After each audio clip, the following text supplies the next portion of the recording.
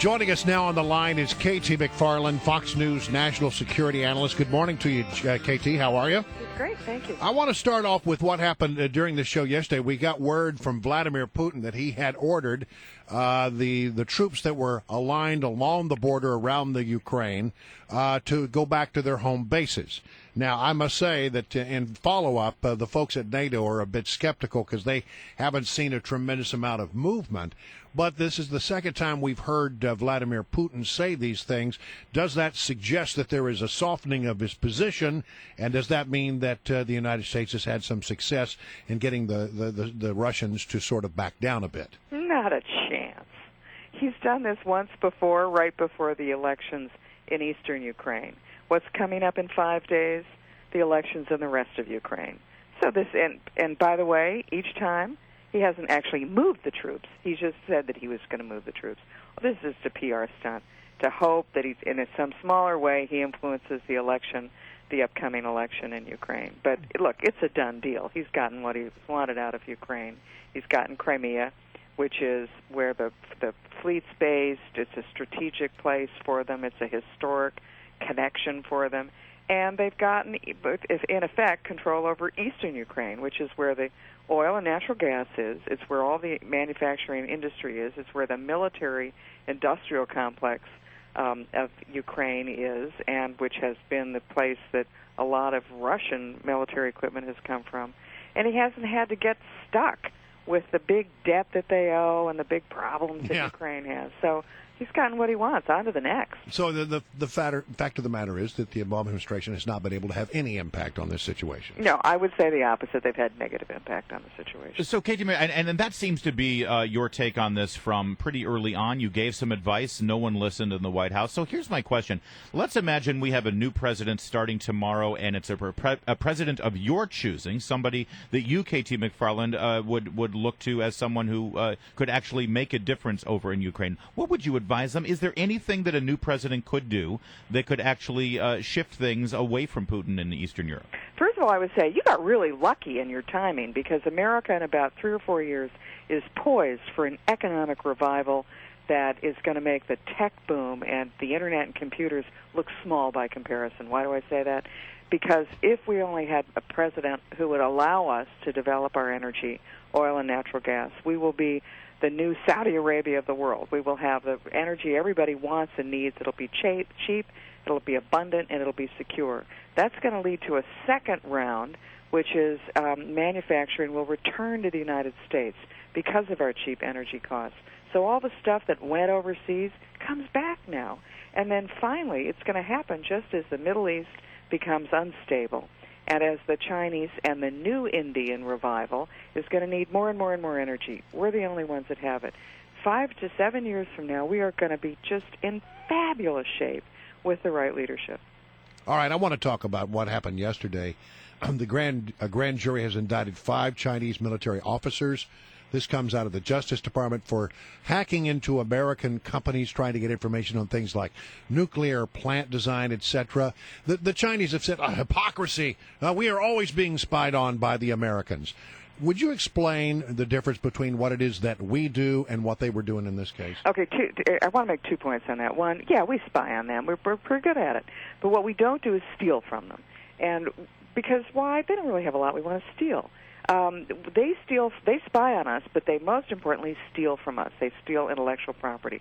They steal blueprints for weapon systems, and then they go and use them on their own. So they're stealing research and development from us. I mean, it to the tune of billions and billions of dollars. It means that jobs that might have been in the United States are not going to be in the United States. So yes, there is a really serious issue. We don't spy on them for industrial secrets. We spy on their military stuff, on their political stuff, but we don't steal their industrial secrets. They do everything. Now, the second point I want to make is what lousy timing. Just as Vladimir Putin is setting foot in China, and to me that's the biggest strategic problem that we face, to make a new Sino-Chinese alliance, China-Russia alliance, and what are we doing? We're sort of pushing a stick in China's eye. Yes, we got a serious problem, but gosh, the timing of this couldn't be worse.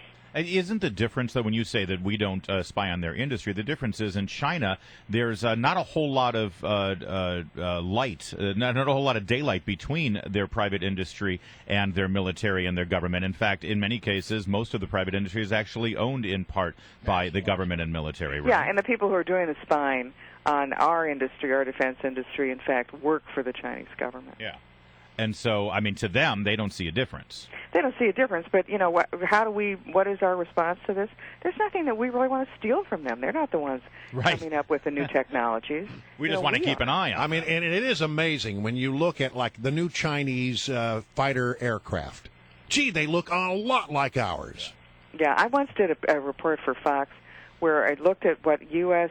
product, and then, you know, a few months later it comes out, or even sometimes before, as a Chinese product. Like the iPhone, they issued one. It's called the HiPhone.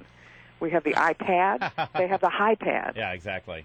Listen, while we're in Asia there, can I just ask you, I don't know if you've followed what's going on with the South Korean government. It's remarkable to me. The prime minister resigned his position over this disaster of when the ferry capsized there, leaving 300 people dead or missing, including a whole class of students. Mm-hmm. And apparently, prime ministers resign a lot out of shame over in South Korea. It's part of the culture. But now the South Korean president has dismantled their Coast Guard altogether.